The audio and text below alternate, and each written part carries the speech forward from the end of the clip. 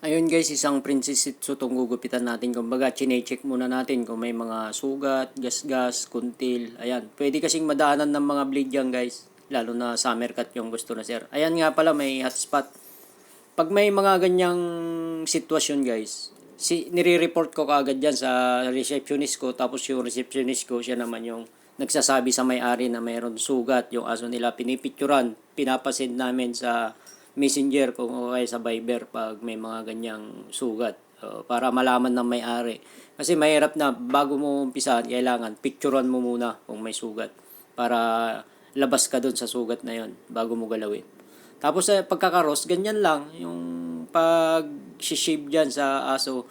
Summer cut dapat itong gupit nito guys. Kaya lang may sugat, kaya shinave na lang natin yung katawan niya para mas mabilis siya gumaling pag ganun. Nag-heal kasi kagad, natutuyo yung sugat pag ganyan. Ayan na, nakikita nyo, ang laki nyo. Palike naman siya ka-share. Bye-bye!